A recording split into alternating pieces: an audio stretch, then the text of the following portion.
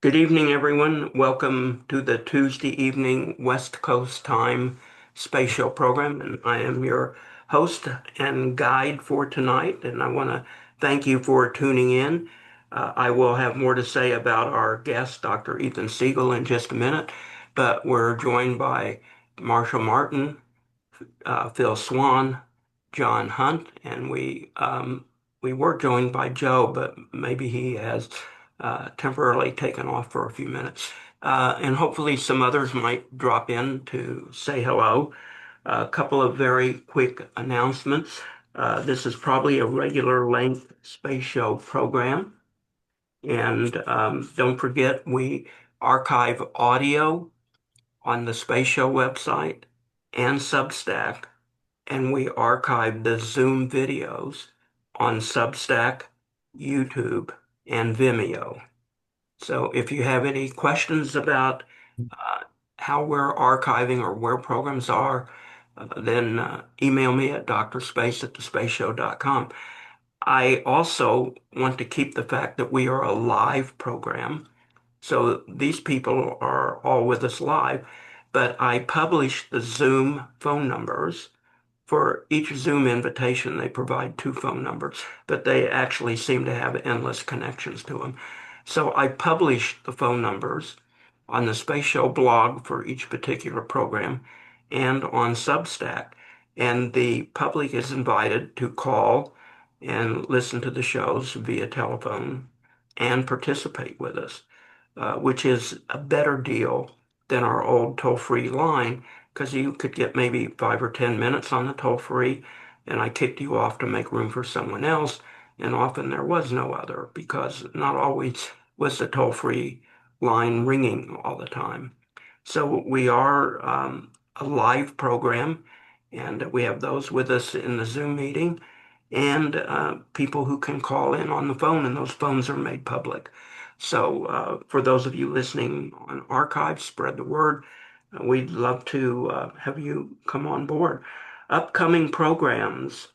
So for Friday, there is a program. The newsletter kind of got messed up a little bit, but Sarah Scholes, the noted space journalist, is with us, and she's been with us 3 or 4 times. So Sarah, who writes really fascinating stories, will be with us Friday morning, 9:30 West Coast time.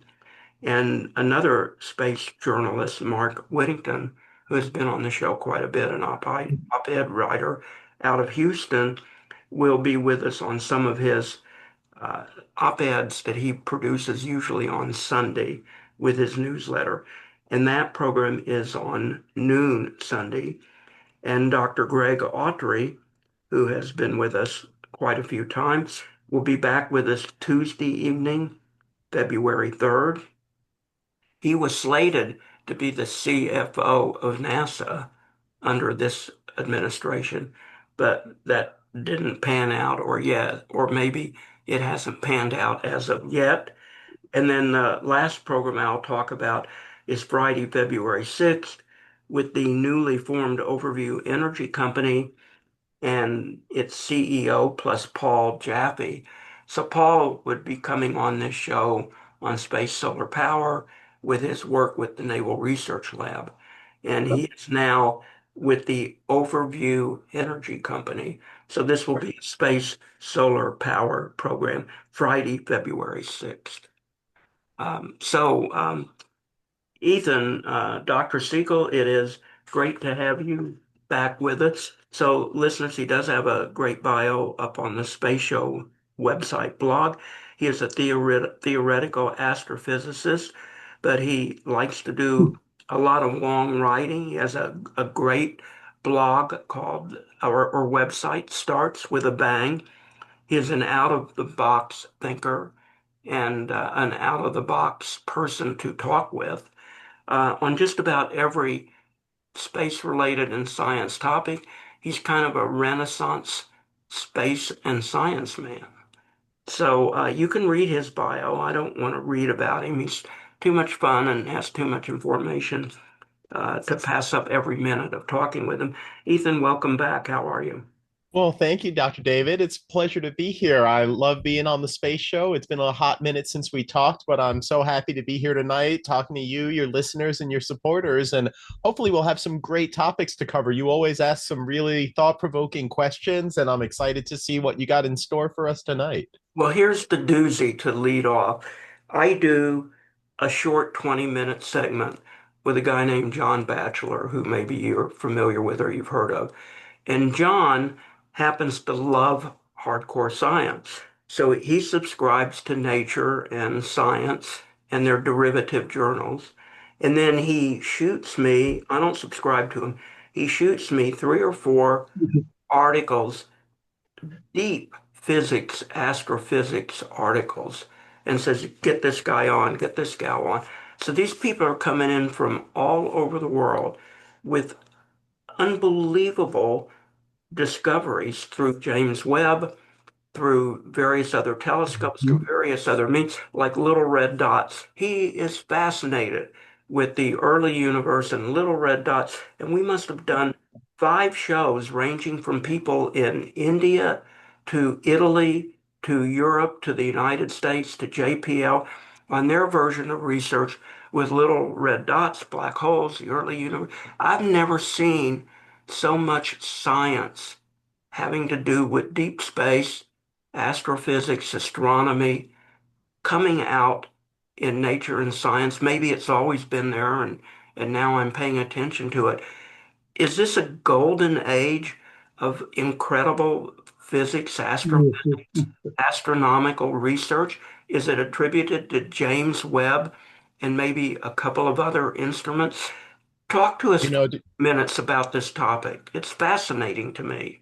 this is an absolutely wonderful topic to start off your show with, and I thank you so much for bringing it up because I will say, listen, we have been pushing the frontiers of science as hard as we can.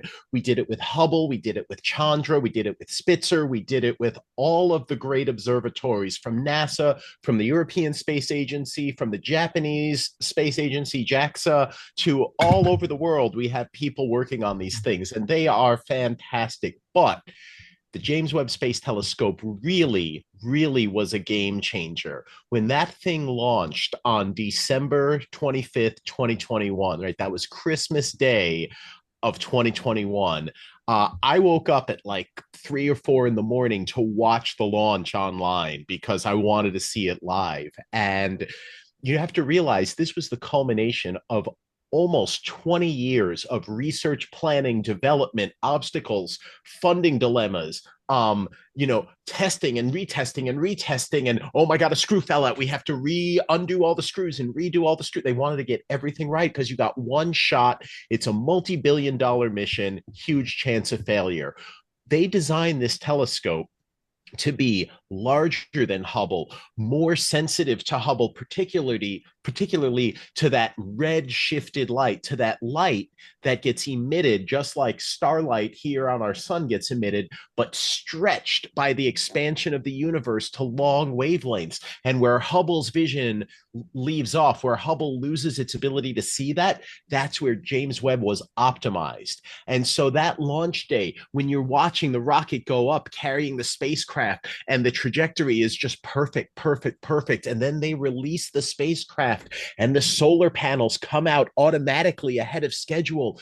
You know the launch is perfect. And for a spacecraft that was designed to have a 5.5 to 10 year astronomical lifetime, to have that long of a science lifetime, that perfect launch means it has an expected 22 to 23 year science lifetime.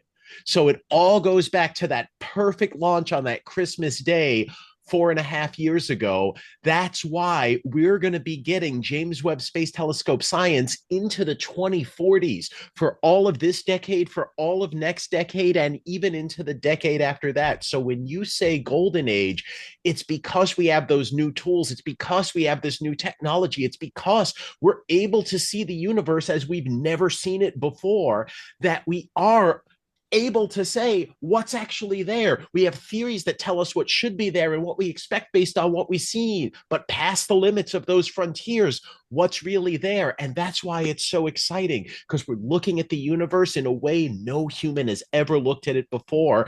And yeah, some of the things are exactly what we expect, and some of the things are colossal surprises. And that's nature worthy, that's science worthy, that's a huge positive way to advance science forward. And it makes me so excited about not just what we have now as a golden age, but the next generation of space telescopes and ground based flagship observatories that are going to push the envelope further, farther than we've ever gone before. So it's every issue of Science and Nature that John sends me, they tell you issue number and date and all of that. It's endless for new discoveries, for things that a year ago we never heard of before. And the other thing I'm noticing is it's opened the door for scientists, yep, that probably haven't had a venue for recognition of their work before. So, talk about democratization of science and physics and astrophysics. As a non-physics person, I'm simply overwhelmed by the quantity of material that John sends. 90% of it I don't understand.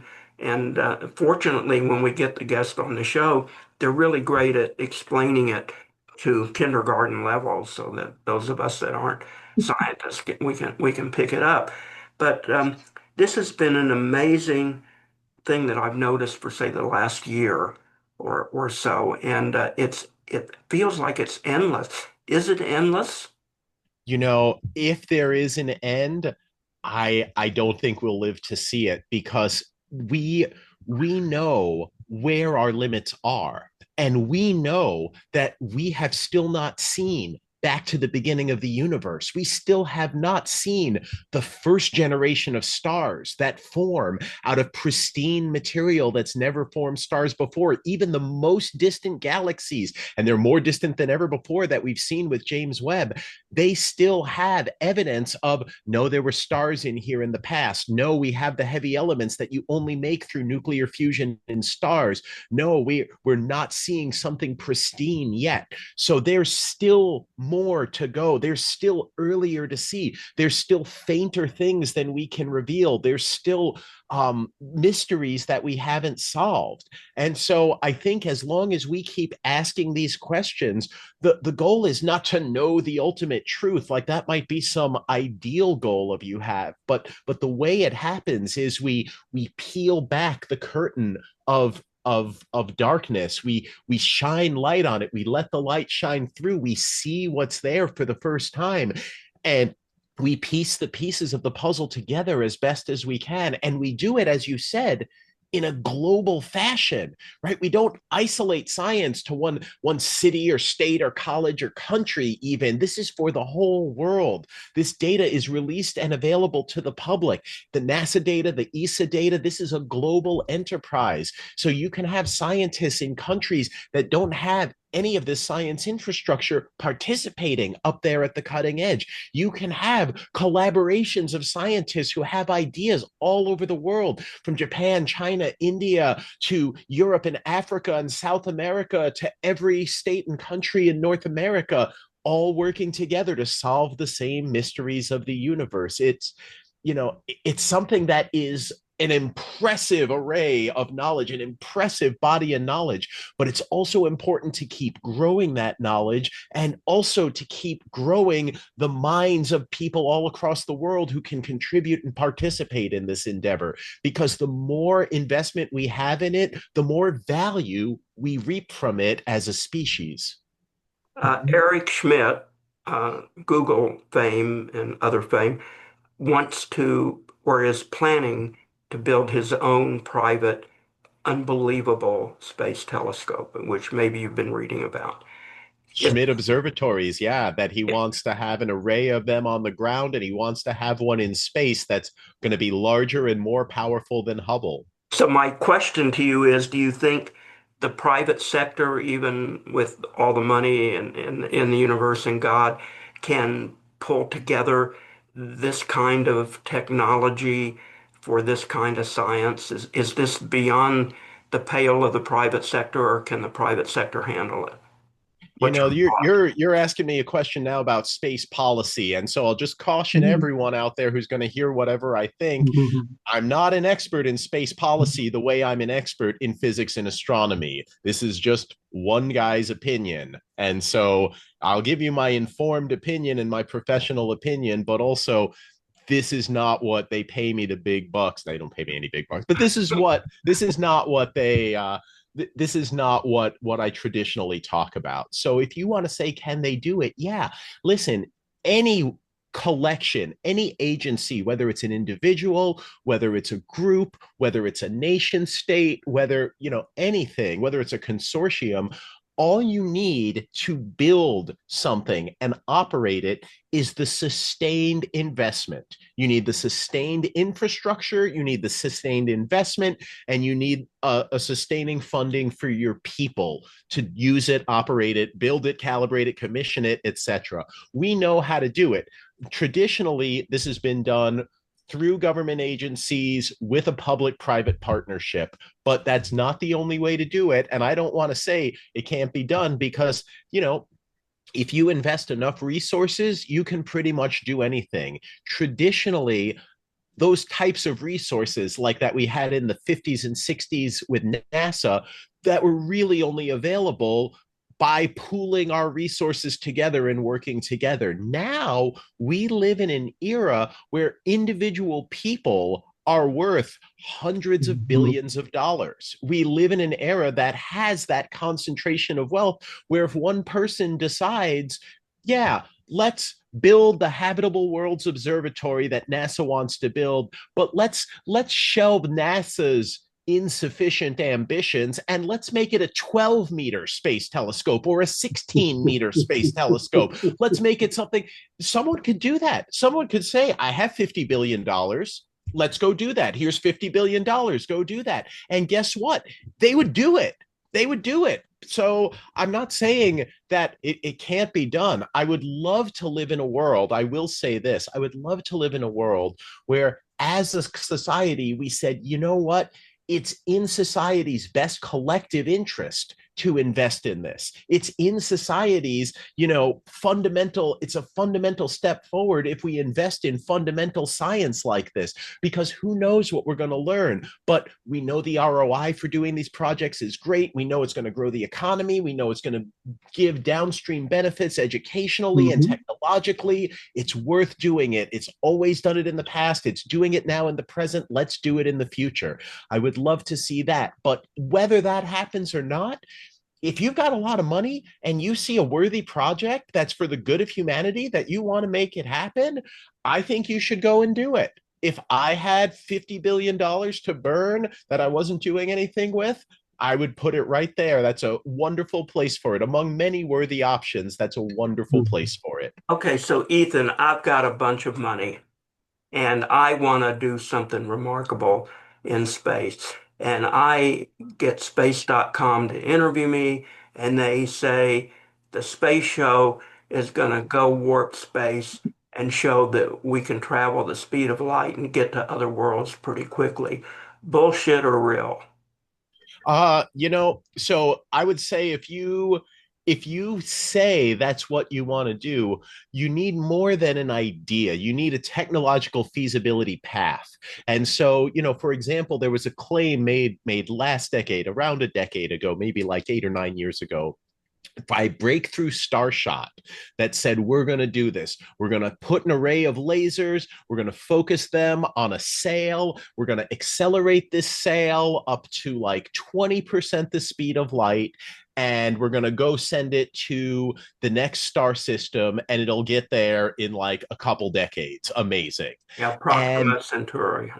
well, right. That And was then your you do goal. the math, right? Because anyone who's an astrophysicist can do the math. You say, well, what's the density of the interstellar medium? And how big is this thing you're sending? And what's its cross section? And what's going to happen when it collides with the chunks of the interstellar medium over 4 light years, moving at 20% the speed of light? And you start to discover, like, oh, geez, well, it's actually the biggest, maybe pebble sized bits in the interstellar medium that are going to do the most damage. And how much damage did they do? And you do the calculations and you're like, oh no, by time this thing gets there, even if it worked, right, and there's barriers to it working, like the reflectivity of the sail, because anything that isn't reflected out of the sail is going to heat it up. And so how reflective does your sail need to be? And the answer is, well, we really can't make anything more reflective than about 99.9%, and you need several more nines after that if you don't want to vaporize your sail with the laser. So there were some issues with that. But even if you could get up to that speed, all you would have is fiery, burned up debris arriving in the Alpha Centauri system. And I think personally that if we send a bunch of these over to them and actually made it work, they would think we were declaring war on them. They would say, oh my goodness, what are these weapons coming in at 20% the speed of light and bombarding our planet and our solar system with these things? It must be those earthlings. They're trying to kill us. Let's go do. I think we would declare interstellar war by accident more likely than we would be to discover something. But that's with the technology we have today. If you could present to me a path to the technology that actually makes it feasible, I would change my tune. So I think it's an engineering problem that we haven't solved yet, but we are far enough away from solving it that I would say you have to show me the path, or I'm going to worry that this is grift and not an actual science mission. So we've been talking breakthrough propulsion on the space show for nearly all 25 years of the space show history. How So, many of them have come to development? well, they haven't even come to a plan yet. So, except nuclear propulsion, and I don't consider that to be specifically breakthrough. But is there such a thing as breakthrough propulsion? Is there anything out there that is plausible in some kind of reason? I don't even know what reasonable time frame would be. Maybe by the end of this century. The laws of physics have proven to be very stubborn. So most of these breakthrough propulsion things, or anything that would, bill itself as such, they really rely on stuff that, like, Sonny White is saying, where it's like, Right. we really have these, technologies that have to break the laws of physics in order to work. Like, you have to have a thruster that violates the conservation of momentum, where it generates thrust but has no exhaust, or that it pulls free energy out of empty space. If you really want to get up very close to the speed of light, you can't use the conventional fuels we have. You can't even really use the ultimate efficient fuel if you found a way to store and contain antimatter. When you have exhaust and you have to carry that fuel on board, Newton still, all these years later, is still a really tough game to beat. And Einstein has not made it any easier on top of that, but just Newton is really difficult to beat. So I would say, listen, there's always the possibility that we'll be able to make large quantities of antimatter, store it, bring it on board, and have that be our fuel source. But if you're relying on anything more efficient than that for fuel, that's kind of a non-starter, because you're automatically violating the laws of physics. I've looked into the Alcubierre drive. It's too bad we don't have any negative energy in the universe, but everything that exists has positive energy. If you say negative energy exists, great, show it to me and let's put it to use. But if you can't show it to me and it doesn't exist, and we can't use it. So that's kind of where we're stuck, is the limits of, look, antimatter is the most efficient fuel we can get. If you can make that or something less efficient but easier to make, we've got a shot. If you're saying we're going to invent physics, laws of physics breaking technologies, well, show me that the laws of physics need to break first, because they've held up really well to the frustration of many. So for settlement, and there have been representations that there are many places in our solar system that maybe could support life, maybe even, not that far away, but they're out there. But of course, we don't have any fast way to get any place. Yeah, Starship can go faster than a Falcon 9, maybe, and maybe we get nuclear propulsion. So if we really want to go look at some of these other worlds that might be circling some of our planets, that might be places for life, some asteroids that were talked about at different times. Um, it's almost impossible because of the distances uh, if we're going to travel with humans. How do you see that? Um, I mean, yeah, we can robotically explore, but what about human exploration? This is actually, I think this is one of the next logical steps. For me, there are three and only three reasonable ways to look for alien life right now. One is to do SETI or a SETI-like thing where you're listening and searching for signals that there are some intelligent aliens out there. Two is to say we want to examine worlds around other stars. We want to examine exoplanets and look for biosignatures in their atmospheres, on their surfaces, to look for hints and signs that show it could potentially be inhabited, to take direct images of those worlds, see what they look like, and learn as much as we can. And that's two. But number three is often really overlooked, and it's the one you brought up, David. It was the one of, why don't we just go to the other worlds in our solar system where life could have sprung forth on them, developed, maybe even got seeded by an asteroid strike that kicked up Earth life somewhere, and it landed somewhere, and maybe it's related to us. But we have all sorts of candidates in our solar system for past life, current life, and ancient but dormant life. And so why aren't we looking in the atmosphere of Venus more closely? Why aren't we sending humans to Mars to look for fossils, to use scanning electron microscopes, to bring a laboratory with you to this world that you can perform your experiments on? Why aren't we going farther out to the moons of Jupiter like Europa and Ganymede? Ganymede has the most water in the solar system. No one ever talks about it. Why not? Because we don't have imaginations, but maybe life on Ganymede does. What about going farther out to Saturn? The water world in Enceladus looks pretty interesting. What about Titan? It has lakes and waterfalls of liquid methane. Could there be life in there? What about going farther out? What about the moons of Uranus? What about that giant moon orbiting Neptune, Triton, that used to be the king of the Kuiper Belt before Neptune captured it all those billions of years ago? What about Pluto? What about Eris? What about all these other frozen worlds that are out there?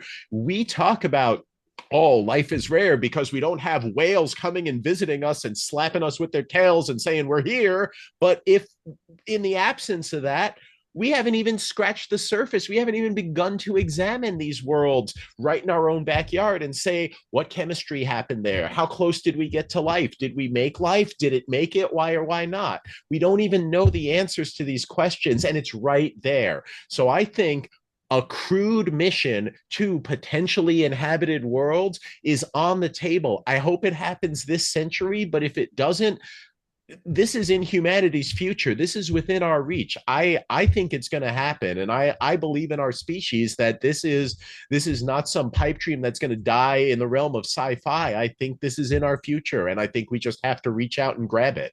Where's your choice of the first mission? Mars is the closest place that isn't going to fry us immediately. So let's go there first. And we'll take the more distant worlds beyond that. But I do want to see orbiters to them. Can you believe Uranus and Neptune have never had a dedicated mission to them? No spacecraft has even flown by them since the 1980s when Voyager 2 did it. So where's our missions to Uranus and Neptune? Why do we still know so little about those systems? Because Saturn got Cassini, Jupiter got Juno. It's getting the Europa Clipper mission. Where's my missions to Uranus? Where's my missions to Neptune? Does nobody care about the seventh and eighth planets of the solar system? I care. And scientists care. There are scientists who work on them who care a lot more than I do. I want them to have the tools they need to do their job. Guys, I'll open it up for others to enter the conversation, but of course we're constrained by a little third dimensional thing called budgets and money. So I don't know if that's 100% of the responsibility, or if the lack of creativity and imagination, and especially in the people we elect to office, not just here but around the world, plays a big role in this. But we seem to have imposed constraints and barriers that we as humans can't find a way to overcome very easily. Or if we do overcome it, we spend it on stuff that just is not productive to humanity. Well, I could jump in here. Like you just said a few th key things right there that, as humans, we have like limitations in our creativity and our imagination. And when it comes to traveling to other worlds, like outside the solar system, the biggest constraint is us, the human. And the it's far easier, I think, to change us just to be, for example, a computer program living in a robot that lasts forever, than it is to actually overcome some of the limits of physics, such as building a spaceship that can get to another star before we die of old age. So if you look at it from that perspective, changing who we are, into essentially a robot cyborg, which we're perfectly happy and being perfectly happy with that change, is probably the thing that will happen before we start going to other stars, and then we'll just go there slowly because we live forever and we can probably turn our speed down to a nice crawl. So we'll get there in what seems like a reasonable amount of time. Well, um, I don't know. I'd love to see something in my lifetime. I guess that's a pipe dream, but um, I think we are limited in our imagination, and the people that do think out of the box and have the imagination don't have the resources or the pull or the power to bring some of their imagination and their vision to reality. And I don't understand why that is so, but we are constrained, and I think we are so to our detriment, especially since I'm a space geek and I see so much potential and so many opportunities and so much knowledge to be gained, and just sheer adventure. It's amazing to me that we tolerate such constraints. I don't have a better word for it. And Ethan, you're clearly out of the box thinking, and you're not constrained, but the world around you is.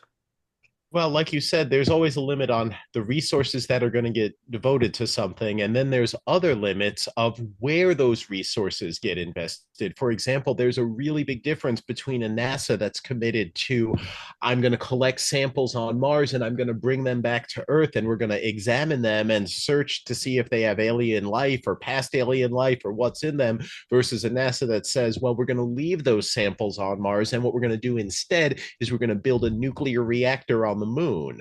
And so for me, one of those things has very large scientific value, and the other one, tries to create a nuclear keep out zone to try to work around the outer space treaty and say we own this part of the moon. So, I don't get to control what NASA sets as their priorities. As scientists, we can really only control what we recommend to NASA as the highest priorities of the field. That's what the National Academy of Sciences did in 2021 when they published the final results of the Astro 2020 Decadal Report, where they recommended the Habitable Worlds Observatory as the number one, plus technology development towards a far infrared and a new generation X-ray telescope in space. That's what the planetary science community did when they recommended number one, a mission to the outer solar system, particularly Uranus and Neptune, because our launch window to them is coming up in the next few years. It sure would be nice to take advantage of that before 2029 and 2031 pass us by,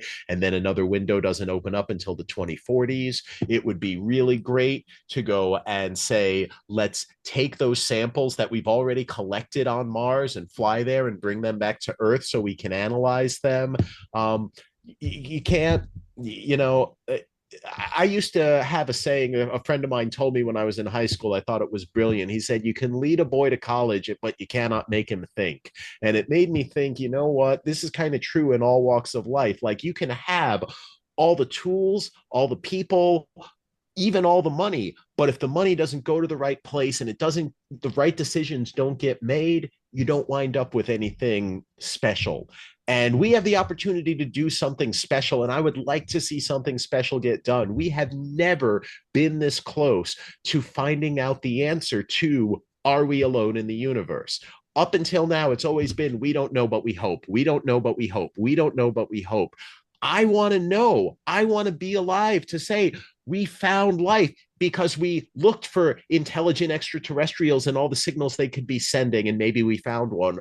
And because we looked towards the exoplanets and we built the Habitable Worlds Observatory and we directly image it. We built the technology to directly image Earth-sized worlds at Earth-like distances around sun-like stars. And we said, oh, maybe one of them is inhabited, and maybe we got lucky. And because we went to the solar system, either robotically with the right tools or with people, because people can do more than any programmed robot can do. Sorry, Sam Altman, but if you want to give me $50 billion to launch that mission, I told you, let's do it. But no, I think people is still an option. You want to send laboratory scientists to Mars with the right tools to investigate it, they're going to give you more information, assuming we know how to do that and we figure out how to do that. They're going to give you more information than any robotic mission, than any uncrewed mission is going to give you. So I would like to see us invest in all of these options. And I would like us to, do it because the payoff for humanity is incredible. When that first positive comes in, that announcement, that realization that we're not alone, that Earth isn't the only living planet in all this vast universe, I think it's going to be a species changer. I think it's going to be the most profound discovery since they discovered the Earth was round. We have the Artemis program to go to the moon, to go sustainably and to develop the moon. Is that, and of course it would need power. So a nuclear reactor for power seems rational under that model. Should this not be a NASA government project and maybe private sector only, in your opinion? Or is there room for science plus commercial development? You're talking about the need to build like a skyscraper, and you're talking to me about like one step on a staircase that won't even get you to the from the basement to the first floor. If that's the scale we're talking about, it's going to take us 100,000 years to get there. I think we need a much bigger investment than, oh, look at what Artemis is doing. That's great, and maybe by the end of the decade we'll almost come close to repeating the success of the Apollo program from the 60s. The Apollo program happened so fast because we invested so much in it. We wanted it to happen. Yes, there were political reasons and we've got to beat the Soviets and nationalistic rah, rah, rah. But there was also this belief that this was for the good of humanity, that this was an achievement for the whole species, where the entire world was rooting for success. And I think if we had that spirit again, we could have that spirit again globally, that people would be rooting for these successes, that we wouldn't be like, oh no, look, China's returning lunar samples from the far side. We have to do something different to one up them. Like, no, we have a big goal here. The big goal is to discover what's out there, to discover what's on these worlds and how they came to be and what their past history was. And how far did life get? Did we get to biomolecules? Did we get to replicating things? Did we get to stuff that metabolized energy from its environment? Did it have a nucleic acid sequence? How close did we get? What was in those Allen Hills meteorites after all? And are there more of them still on Mars? Is that something you get only when you fall to Earth? Let's figure it out. Let's go and figure it out. Artemis, if we go at that pace, our great grandchildren will still be like, hey, I wonder if we'll ever send humans to Mars. Joe, go ahead, please. So the Apollo program, when we really cared about space exploration, was 0.8%, slightly about 4/5 of 1% of US GDP. Today, in a single year, right? That was the peak spending. I think it was in 64 or 65, actually, because that's when they were building all the hardware. But That would be $250 billion today. The possibility of any space organization having a budget, any government space organization having a budget of $250 billion, even in China, is ridiculously low. That is just never going to happen. So we need to control our enthusiasm here and pick something that we can actually do, because the Apollo program is never happening again. I think that's right. But I also think, if I look at the vision that was laid out, for example, in the Astro 2020 Decadal Report for the field of astrophysics, or by the P5 report by the National Academy of Sciences for particle physics, these are all modest proposals as far as a budget goes. They represent what investment was at the time, held steady or increased slightly by no more than a few percent per year to pay for something. And they did it on a reasonable time scale of these are our goals for over the next decade. What I've seen over the last, especially 13 months, has really been just a decimation many times over of what was actually there. Science and Nature just came out with these reports, each one about how much our workforce, the best people at the best agencies in our scientific workforce, at NASA, at the National Science Foundation, at the National Institutes of Health, at they picked 9 or 10 different government agencies, and they said we have lost between 15 and 25% of all of our employees there over the last 12 months, from January of 2025 to January of 2026. Many of the missions that I mentioned, like Mars sample return, they've been canceled. Many of the things that were held as these are our great ambitions are really not on the table anymore. They said to the 30-meter telescope, no, get out of Hawaii. We won't let you build here. We're not going to advance you to final design phase. Now they just reversed that, but they made that decision 7 months ago. You think a collaboration is going to be like, oh yes, we'll come back after 7 months of you kicking us out? Like, if it were me, I would take this to greener pastures and try to go build it in the Canary Islands on La Palma over there, and look to the Spanish government and say, yes, we accept your offer and we will work to build the telescope here. I think the US has really shot ourselves in the foot over the last year and continues to do so by not even living up to the promise of this is what we asked you all to do. We asked scientists, come up with a plan within this budget. You came up with the plan. We said this is a great plan. And now we're going to say, we'll take what we want and leave the rest. And I think you don't have to go back to Apollo era to say we need that level of funding. I think you have to say, why do we care if they build the telescope in the Atacama Desert or in Canary Islands or in Hawaii? What difference does it make? It depends on if you want science to, in the US, we've already spent this time and energy training all the people to be good at what they do, building the facilities to operate these telescopes and manage them, to calibrate them, to launch them. There's a reason that NASA is synonymous with world-class quality.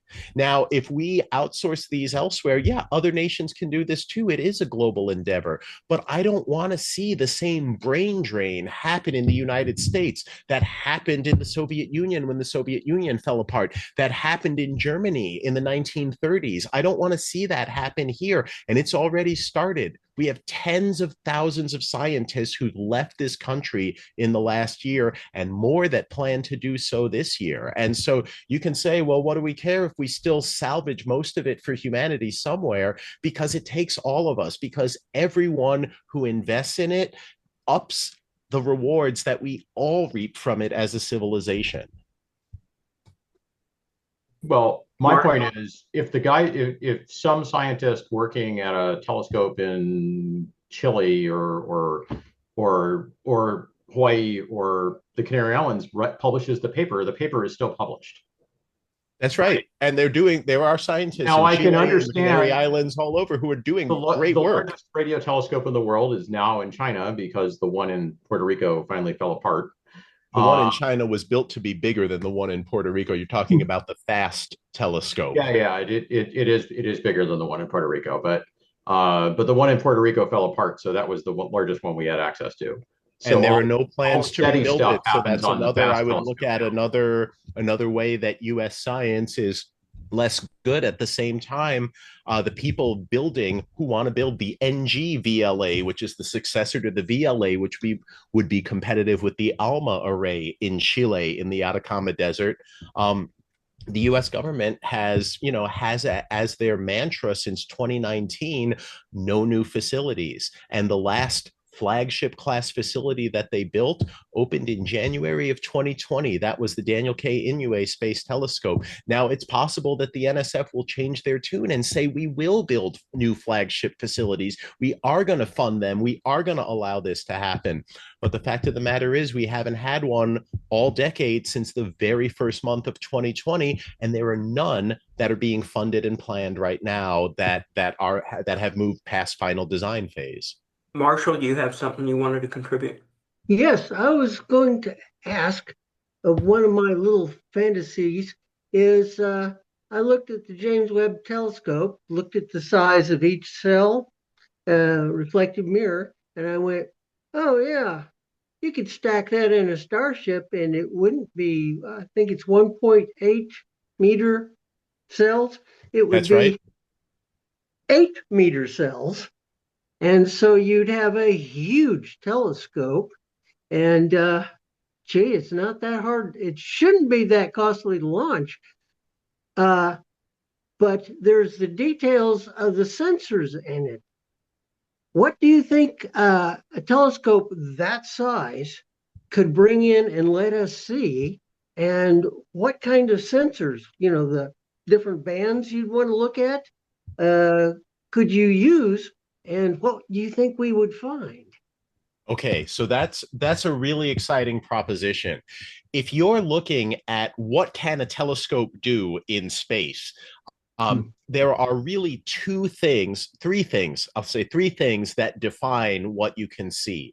One of them is, in fact, the size of your telescope, because that really dictates how much light you can gather. And how much light you can gather determines if you can see something that's faint enough. But another aspect that's really, really important is what wavelength of light are you looking in?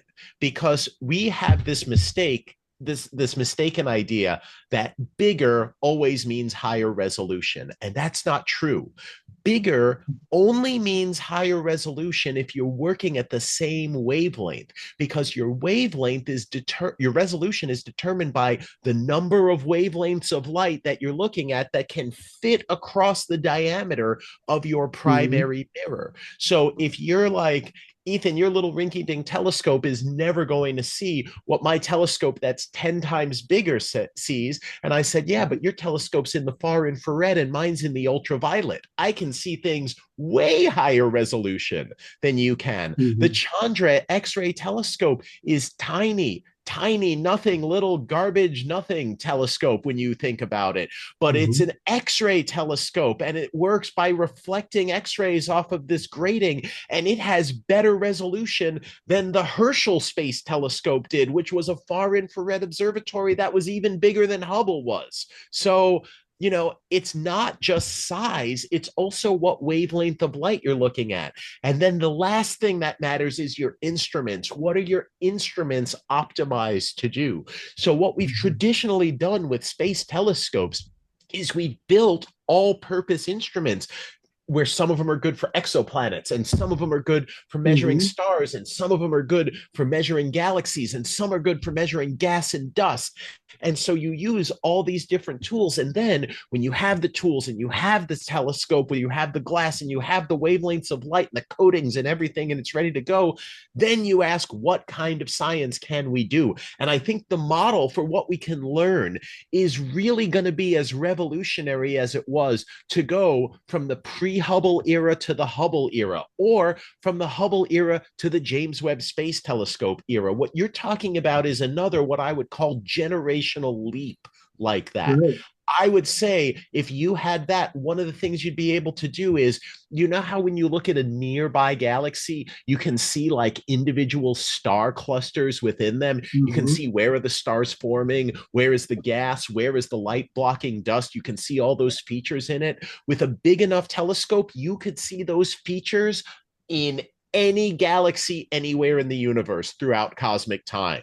So no matter where you are in the universe, you could get a galaxy and have like a picture of it that's like 100 by 100, so like a 10 kilopixel image of a galaxy anywhere in Mm-hmm. the universe. You could have the ability to see the faint things. You know, in our local group, we used to say, oh, yeah, there's the Milky Way, there's Andromeda, and there's a few other satellite galaxies. Maybe there's 20 galaxies total. And then maybe there's 50 galaxies total.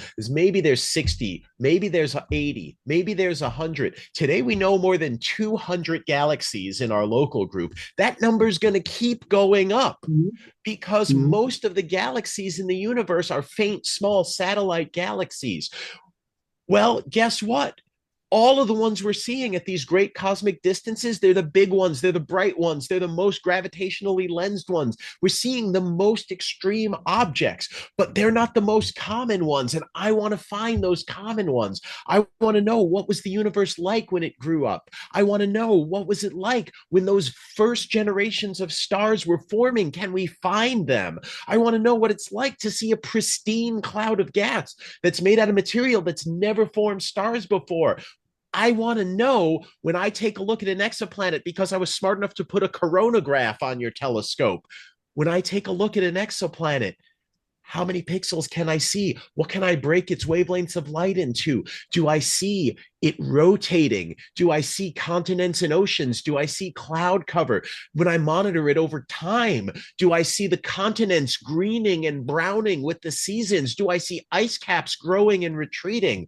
These are things we could measure with a big enough telescope, with exactly the type Mm-hmm. of telescope that you're talking about. So I Mm-hmm. start dreaming about the types of science we can do. And now I start fearing, oh, but what about all the people whose fields you didn't include? Why didn't you say anything about what you could learn about the interstellar medium, Ethan? Why didn't you say anything about finding the gas bridges between colliding galaxies? Why didn't you say it? Because there's always more. There's so much more. And part of doing it, you know, you got to remember, for you, for me, what's the most revolutionary picture you can think of when you think about the Hubble Space Telescope? It's been up there for 36 years in April of this year. The wide 36 field years. picture that they put out, probably, right? I think the Hubble Deep Field was Deep the field, most revolutionary yeah. picture, where they took their director's discretionary time in 1995, 2 years after the servicing mission that fixed its optics. And they said, we're going to take a look at this patch of sky that has nothing in it, no known stars, no known galaxies. It's out of the plane of the Milky Way. And we're going to observe nothing across 4 different wavelength filters for 342 Hubble orbits. And that's what we're going to do. And lots of people were telling the director he was crazy. He was wasting this valuable time on this valuable space telescope. And what it returned was a universe full of galaxies. You saw thousands. I think there were like 3,000 galaxies in that little, if you held up a grain of sand at arm's length, it's about that big on the sky. Thousands of galaxies in there. To me, it was the most awe-inspiring image I've ever seen, where we looked at nothing and what we found was everything. And to me, that's what you do. So when you ask me, what could this new telescope that I'm imagining, what can it find? I can only tell you what my imagination is envisioning is going to be there based on what I know today. What we don't know is the most exciting stuff, because I couldn't have predicted little red dots with the James Webb Space Telescope before we found it. And I couldn't have predicted that we would find that when we looked at other solar systems, other stellar systems, that we wouldn't find they had asteroid belts or Kuiper belts. But when we looked close enough, the first one we looked at had 3 belts. What? Then the second one we looked at had no belts. What?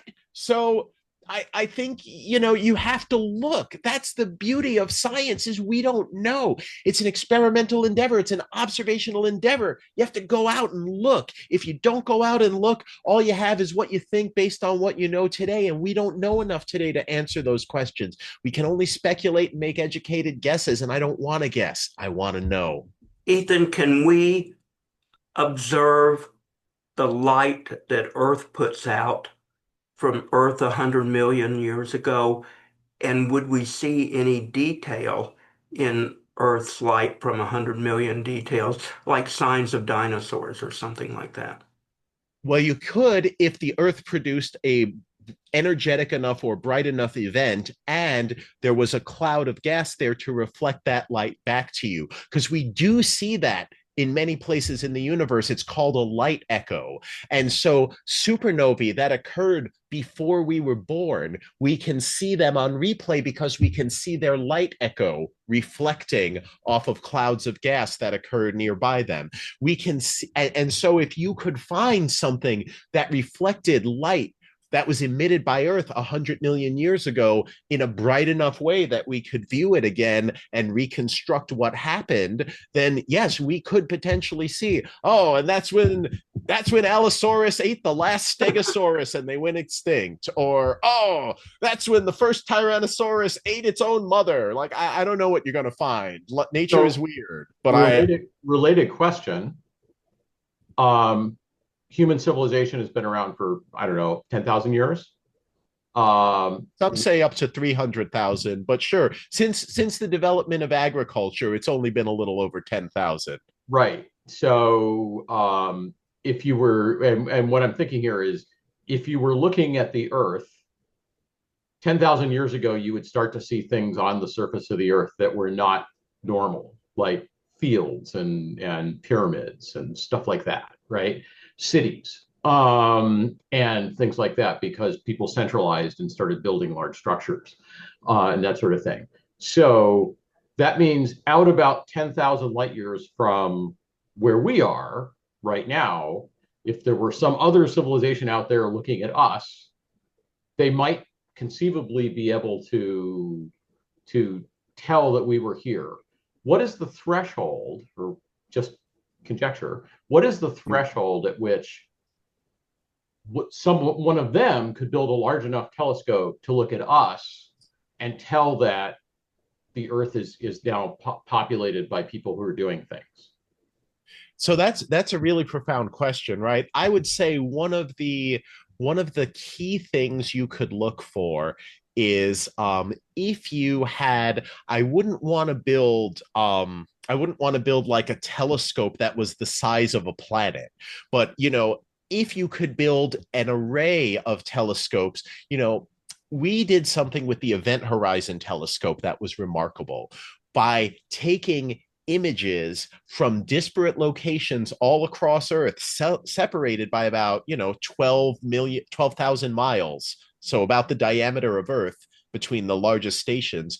We were able, by imaging the same object all at once, we could take those observations with timestamps, with atomic clocks, sync them up, and produce a high resolution image of a bright enough source so that it was like we had a telescope that was the diameter of the planet, but that only had the light gathering power. So it had that resolution, but it had the light gathering power only of the individual dishes. So I would say if you're far enough away that you make large enough telescopes that you could block out the sun's light and see planet Earth at once, you would need to make an image of Earth that was, a sufficient number of pixels across that you could see the things you're talking about. Where do you see human scale features like cities or large collections of artificial light at night today? Or going all the way back to history, could you see campfires at night?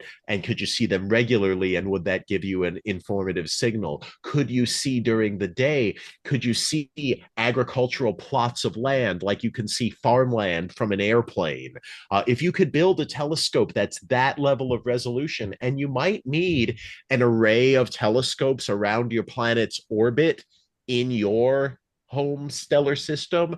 But if you did that and you could sync them up with VLBI, yeah, from across the galaxy, from 10,000 light years away, you could conceivably see, oh, look, and that's where humans are finally becoming a civilization. And oh, look, there's a pyramid. And oh, look, there's a Great Wall in China. And oh, look, like, so yeah, you'd be able to see some things based on where you were when that sort of thing started appearing. But you'd have to already be interested enough in Earth, particularly, to say that's a planet worth watching.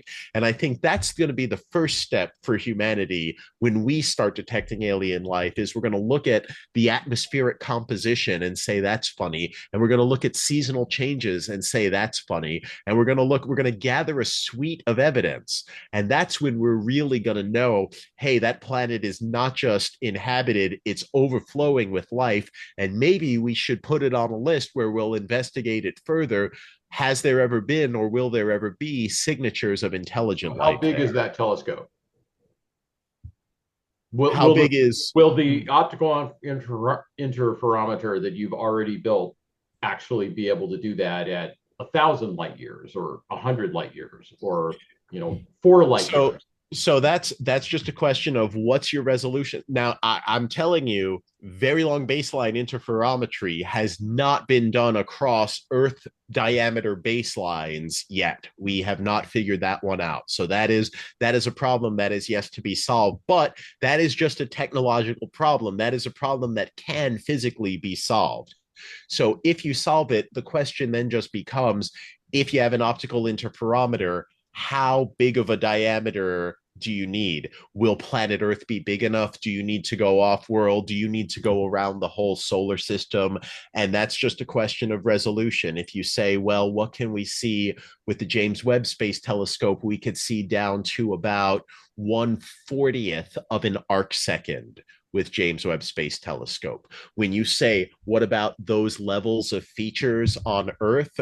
Well, Earth is, you're talking about a distance of maybe a few kilometers, maybe 10 kilometers is kind of the resolution you'll need. So what does 10 kilometers look like from however many thousands of light years away you want to look? You make that number smaller, you have to be that many times bigger than the James Webb Space Telescope's mirror. So the James Webb Space Telescope, with its resolution, is capable of seeing that at about, it's not so good. You still have to be within the solar system for the James Webb Space Telescope to do something like that. So you're really talking about getting, if you really want to talk about 10,000 light years away, you're probably talking about 100,000 times as big. How about Alpha Centauri? What does it take to image a planet at Alpha Centauri? That's what, 4 light years? That's a different question. If you just want a planet around Alpha Centauri, the Habitable Worlds Observatory will do that easy. You could do something almost the size of Hubble and do that around Alpha Centauri. The key there is you need a good enough coronagraph. And I will tell you, technologically, this is a huge advancement this century that has been grossly underappreciated. When we built the Hubble Space Telescope, it was astounding that the coronagraph could get what we call contrast, which means you put your coronagraph up in front of the bright source, and how bright are the faintest things you can see around it. It could get contrast of like 1 part in 1,000. So you could block out the star and see planets up to 0.1% as bright around it. Amazing. James Webb Space Telescope's a lot better. It can get a contrast of 1 in 100,000. So it can see 10 to the 5, 1 part in 10 to the 5. The Nancy Grace Roman Observatory, which is slated to launch in September of this year, our next flagship observatory, similar to Hubble, but with much, much larger fields of view and much better instrument suite. That coronagraph is the best in the world. People have been working on that at JPL over at Caltech. They've been developing it. They originally said, we want to get down to 10 to the 7, to 1 part in 10 million. And in the lab, that thing is overperforming so thoroughly, they've passed 10 to the 8 and are approaching 10 to the 9, 1 part in a billion. If you can get to 1 part in 10 billion, which is what you want for Habitable Worlds Observatory, you can not only do Alpha Centauri with that telescope, you could do about between 20 and 30 other stars. Look for Earth-sized planets at Earth-like distances around them. So that technology is a lot closer than many people realize, but that is only going to get you 1 pixel for a planet, which is still enough to see seasonal changes and changes as your planet rotates on its axis if it has continents and ocean, and changes if your planet has variable cloud cover. So even 1 pixel can be really informative, but for what you want, that's next generation stuff that's going to require optical very long baseline interferometry. So it sounds like they'll actually detect life through like atmospheric composition or something like that way before they'll detect it by actually seeing it. If you build it. I mean, I say this like this is a done deal, and I'm committed to it, and I think our new NASA administrator is committed to it. But this thing is going to take a sustained commitment across multiple presidential administrations, which I will just be upfront with you, and I will say that is not the norm in space policy. If you want something done, you got to go 8 to 10 years max. And this is planning a much longer term thing than that. So the plan is to mature the technologies, and then they're going to reevaluate in about 2028 or so. Yeah, So you need to move to China if you want longer term thinking than that, because well, they don't have to change leaders every 4 years. I'm not going to wade that far into international politics tonight, Hey, despite the generous invitation. Ethan, I want to take you back to something earlier in the program and give you a couple of hypotheticals because I'm interested in how you prioritize. So, you end up with a really nasty cancer, and on top of that, you end up with unbelievably crappy cardiac problems that can be repaired. So, number one, they are treating you with the Keytruda cancer medicine that is going to cure you, that was developed on the National Lab at the space station. Number two, they are now printing cardiac tissue at 3D printers on the National Lab that was developed by Cedars-Sinai and their space medicine program. And that cardiac tissue is being brought back for distribution to people here on Earth, and that's going to save your life. And years ago, flying the cystic fibrosis gene transformed the healthcare for my son, real life story, that today he is leading a normal life, all because of what they were able to do with space shuttle and space station flights with the cystic fibrosis gene and opening it up in microgravity and seeing what it is.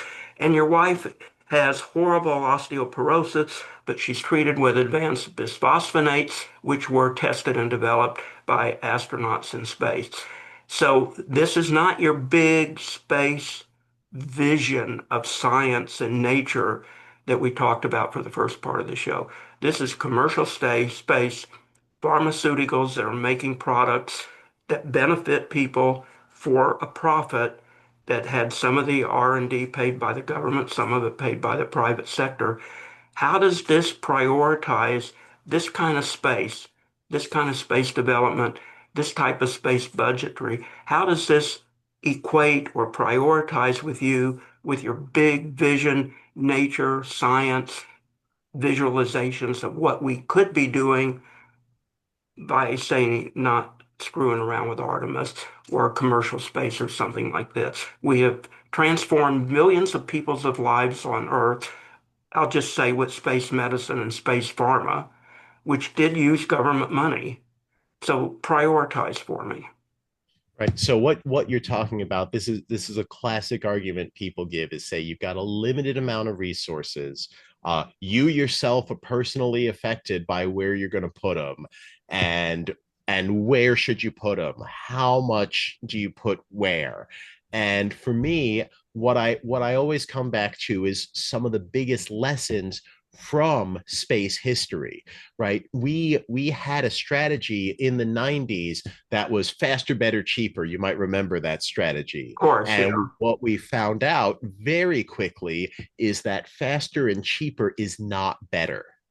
And, you know, if you make that faster, better, cheaper triangle, it's always choose two, because you'll always sacrifice the third if you choose two. And so when you talk about this, I think, listen, all of these things are valuable. That means they should all be invested in, but you do have to face this reality that, look, if you want to do these other things, it means you're not going to have all your money for your telescope of your dreams, Ethan. So scale it down. Maybe you don't get 16 meters or 12 meters. Maybe you only get 8 meters. Maybe you only get 6 meters like James Webb. Maybe you have to scale it down because you still want it to happen. Or you say, you know what? Let's make sure that we set up a system where you can do this project and the money is guaranteed, but this is it. This is the money you get. Do the best project you can in the time you have to do it with these resources, and that's all you get. That's fine. That's fine. We can work with that. What we have now is a system where at any point, no matter how far along you are in the process or how many resources have already been invested in it, that rug can be pulled out from under you. And yeah, the things that exist will already exist, but we need some kind of system. It doesn't have to be like communist China. They do this in Europe. This is how they fund things in Europe. They also fund things by, you know, in several other democratic places the same way, where you say, look, this kind of money, this amount of money is guaranteed. And some of it goes to this, and some of it's earmarked for this, and some of it goes to these salaries, and some of it goes to these projects. And that's how you do it. That's how you make a balanced portfolio. Sometimes it means your project has to be smaller scale than you envisioned for it. Sometimes it means your project takes longer than you envisioned for it. But under no circumstances are we just going to say this thing that's worth doing, we're just not going to do it because Doesn't the you NASA know. budget do that when they allocate with human space flight and space science and earth science and this and that? Isn't that an effort to do that?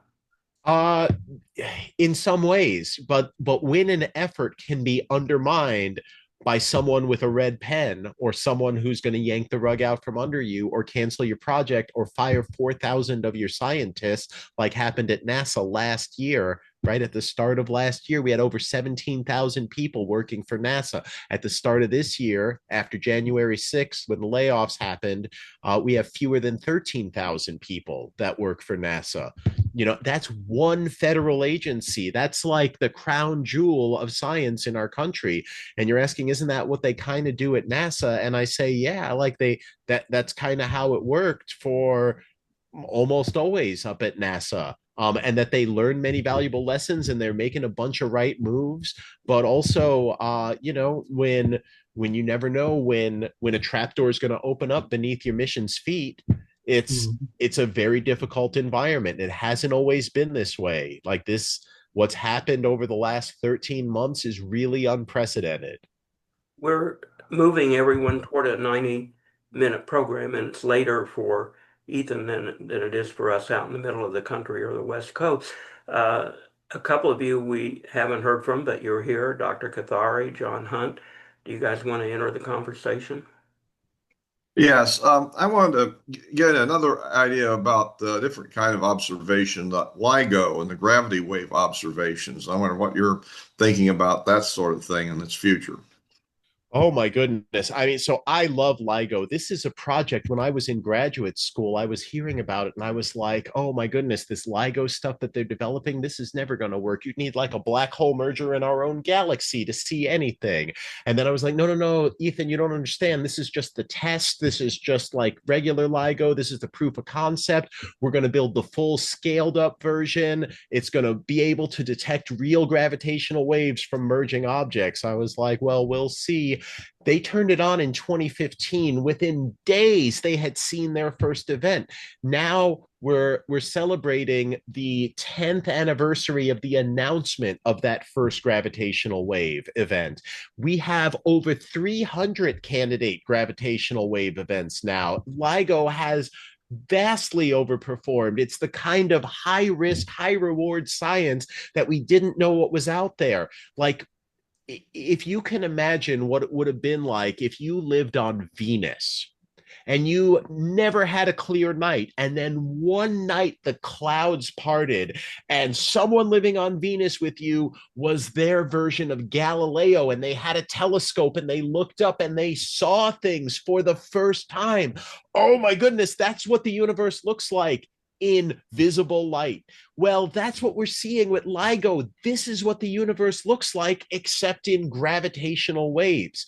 And so for me, this is the thing. We should be building advanced LIGO. Again, top priority of the Astro 2020 decadal recommendations: build advanced LIGO. We should be supporting LISA, the laser interferometer space antenna that will do what LIGO does, but at longer baselines, for longer wavelengths, for more massive black holes in space where you can detect them. Instead, the European Space Agency is seriously saying we want to cut NASA out because we don't believe that they will contribute their funding in 5 years.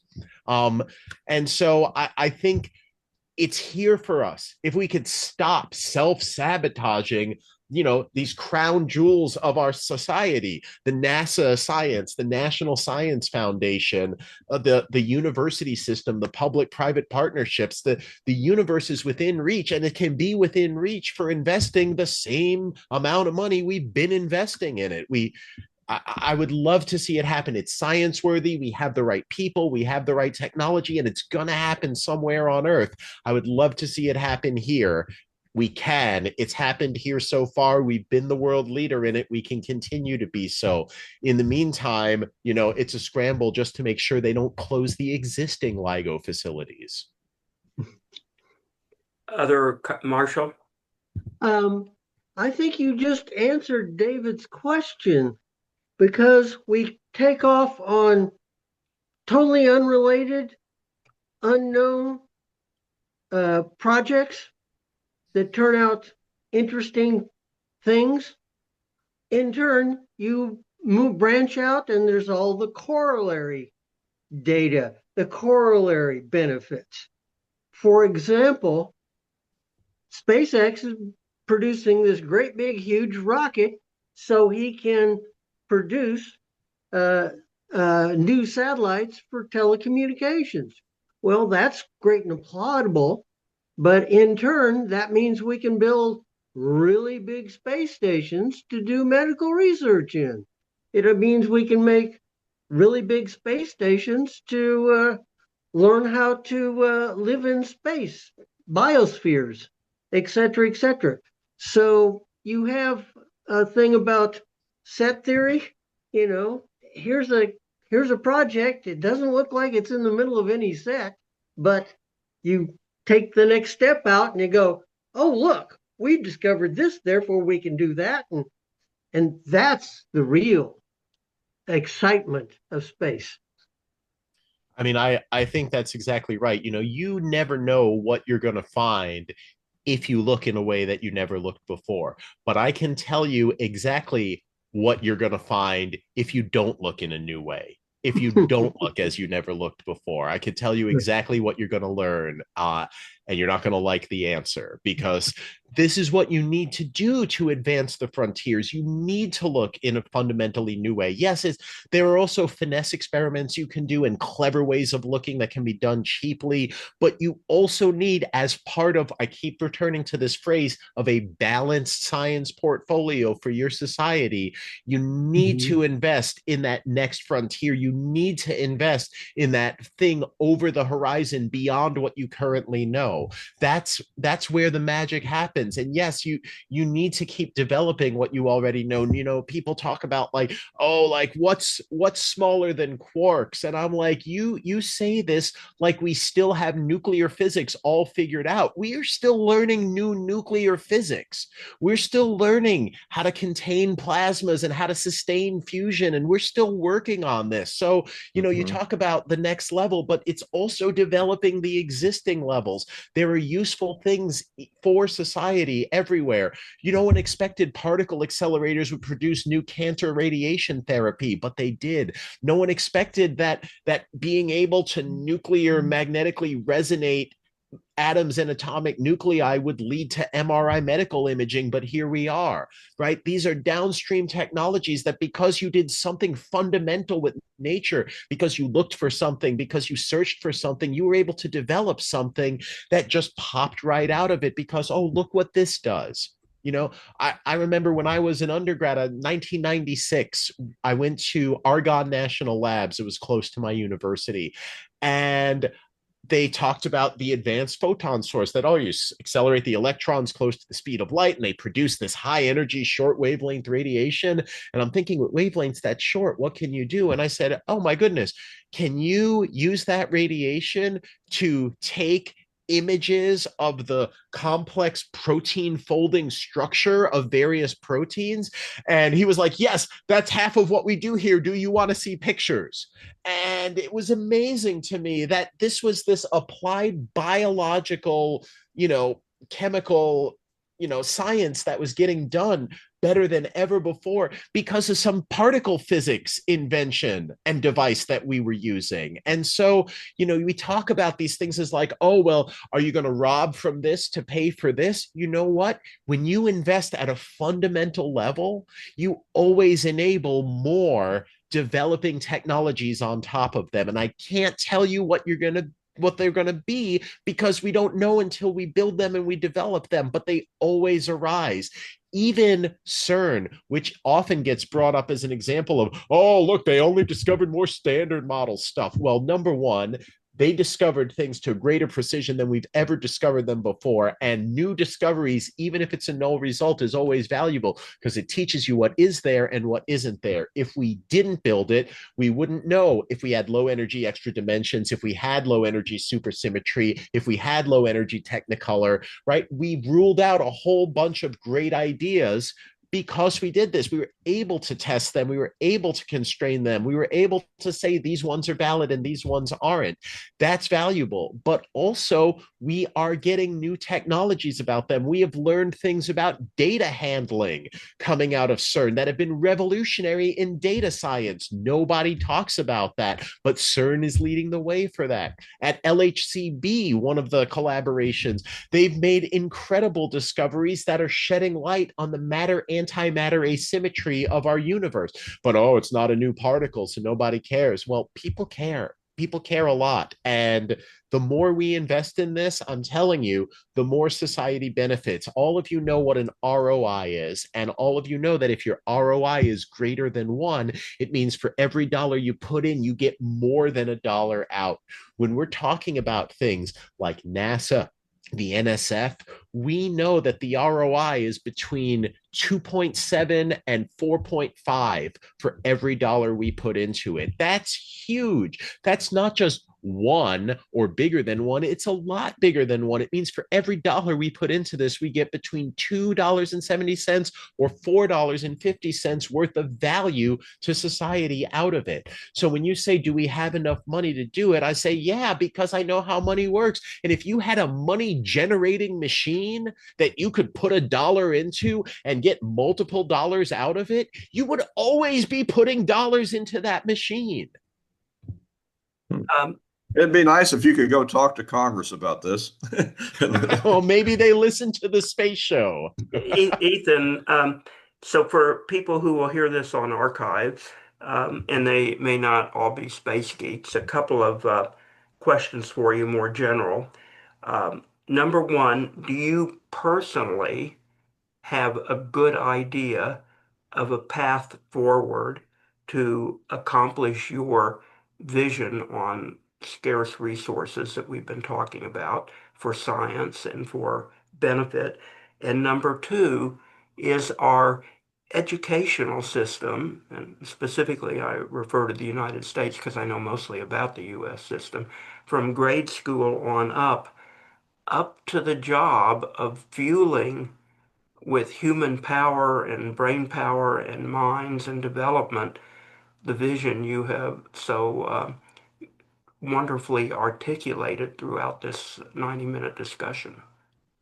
You know, I think that these plans do exist and they are in place in a lot of people's minds. We know what we would like to see. You know, I can tell you that I have not been a fan of a number of cuts that have happened to not just my field of science, but more broadly in the United States, including to STEM education. And so when I think about when I was a kid, you know, I was born in the 1970s, lucky me. So I got to grow up with public television shows like The Electric Company and Sesame Street and 321 Contact and all of and Square One television, where they were showing you math and teaching you science and showing you art and music and giving you this public education for free. All of it was funded by the National Science Foundation. All of it was funded by public broadcasting. All of it was, you know, this was a part of society that was woven into the fabric of society. You know, there were four channels on TV, and one of them was showing you this stuff to stimulate your mind from a young age. When I went to public school, science was essential, art was essential, music was essential, computers were essential. We were learning all the skills we would need in addition to history and English and math and all the things that we know we need, right? And you know, I don't have kids myself, but I have nieces and nephews, and I look at the opportunities that they have, and I want to create as much opportunity for them, at least, as there was for me. And so I think there is a path there. We know what this looks like because we've done this before. We did this basically post World War II. We did this 50s, 60s, 70s, 80s, 90s. This was a core of what made America the number one nation for science and scientific leadership across the board: biology, chemistry, physics, astronomy, all of it. We can have that again. We know the recipe for that. Can we stop slitting each other's throats, fighting with each other, investing resources into looking for the enemy within? We're not the enemy within. We're the nation that works to grow. We're the nation that works to do things, to build things for the good of humanity. But it's like a sandcastle. You cannot have a sandcastle building contest if you have one unsupervised, unaccounted for toddler.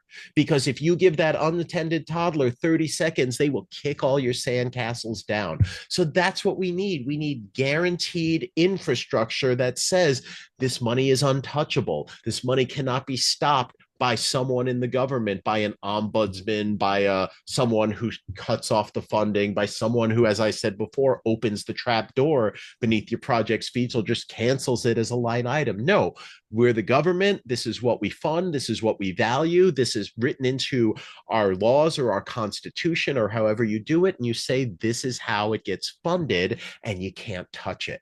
So we have, you know, the difference between discretionary and non-discretionary spending, and we just need to make this spending non-discretionary. It's not that hard. We just have to have the political will to do it. That's the hard part. Well, they have to control what it's spent on because it gets wasted in so many different ways in the educational system. So I just think it seems insurmountable, but maybe you're more optimistic than I am on it. But Well, I work a lot in the education space, and I think there are a lot of accusations of waste, but really the only waste I see is when they try and control, you know, they're trying to rein in the brilliant teachers from doing brilliant stuff, and they're trying to elevate the below average teachers to at least have them do an average level job. And I think you can't do that, right? You can't make a souffle out of ash, and you can't, you know, you shouldn't be reining in your fastest horses either. You know, I think it's very bad if everyone gets exactly the same education. I think part of the beauty of America is that it's so big and that we have so many good minds in it, that when you have one of them come into your life, you develop tools, you get your own toolkit, you're going to have skills that other people don't have, and that's going to make you uniquely useful in tackling problems, especially scientific problems. when it comes to that kind of problem solving, it's the sum of your life experience that you and nobody else has that makes you able to do what you can do. And I think we need more, not less of that in America. So why do kids in some school districts not read at grade level or even be able to do math in all sorts of cities all around the United States? Well, like I said, you can't make a souffle out of garbage. And if you're paying someone $35,000 a year to, do this very difficult job, you're only going to get the quality of someone who's willing to work for $35,000 a year doing a low quality job. So when I was a kid, we said doctors, lawyers, teachers are the most noble professions, the most like this is what we want to train people to be: doctors, lawyers, and teachers. You look in 2026, there are lots of people who want to be doctors and lawyers. Now the saying is those who can do and those who can't do, teach. So we've come a long way moving in a real direction where we do not value teachers. I think if we valued them and actually paid them, you would get smart, competent people who want to do it. And that's how you get a quality education. So I'll get to you in a minute, Joe, I promise. But All right, do thanks. you pay attention to science fiction? Sometimes you got one in mind. I want to know if the three-body problem is real and is there a solution to it? So Okay, from so the I from don't the believe in Chinese, trisolaran aliens that are made out of beef jerky, except when you get them wet, when the planet gets cool enough, and then they come and send their spaceships Which to I kill must you. admit is a really cool idea, but But the three body problem, I'm happy to report, is only unsolvable analytically. If you are willing to do it numerically, you can get arbitrarily accurate answers all the way down to the Planck length. So you can say, yes, the three body problem is not analytically solvable, but it is numerically solvable. The only difficulty is it's a chaotic system. So if you perturb your initial conditions even a little bit by one Planck length, for example, uh-huh, then your outcome is suddenly not well determined far into the future. was a All right. great I want story. to I want to take Joe's question, but that'll be the last one we have time for. Okay, go for it, Joe. so my mom was a teacher her entire life.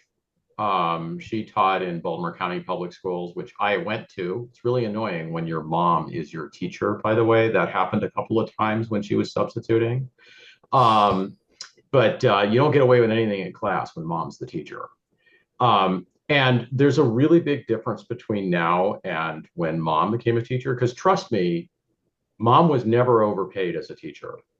They didn't pay teachers well back when she got into teaching, too. But there was a big difference in society back then. There were only 3 or 4 occupations, some of which weren't respectable, that women could go into when mom started teaching.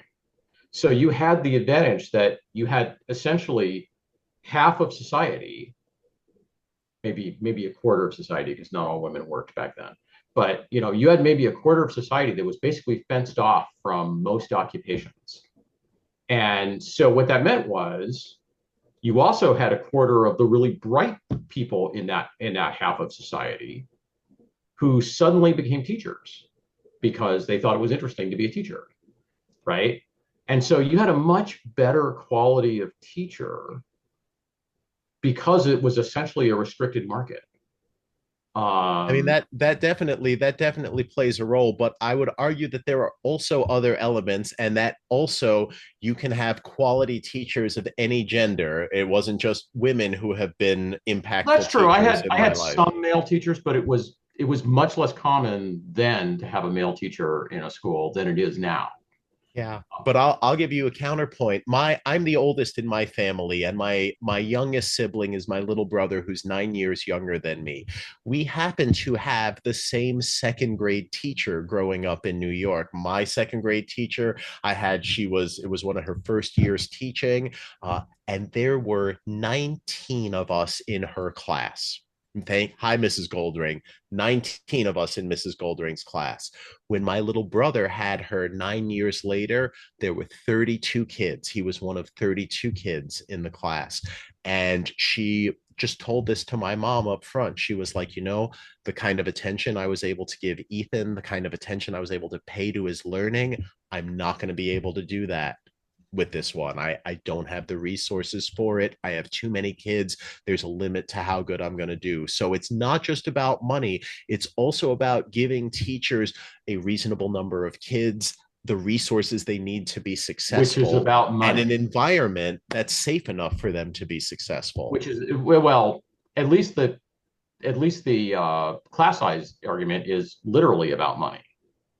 That's The true. district, if the district hired more teachers, they'd have smaller class sizes. That's right. Right. That's right. Now, And sometimes so they can hire more teachers for a if year you or want but the Ethan permanently, that's government never. fix for how do we do this, I would say you would probably want to decouple the funding of public schools from the property tax base of the people who live there and make this universally federally funded.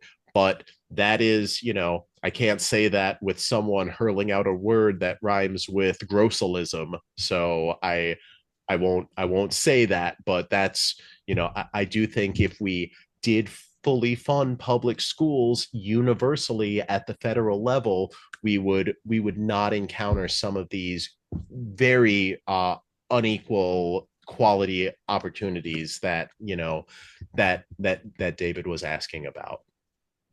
Ethan, thank you so much for coming back on the Space Show and sharing your thoughts with us tonight. We appreciate it. And until the next time, okay? All right, sounds great. Have a Thank you. wonderful evening or early morning, depending on where you are listening to this. And listeners, will be back live on Friday, so join us. Sarah Scholes is our guest. And everybody have a great week. Keep looking up, stay safe, and uh, again, really interesting hearing you talk. Goodbye, everybody.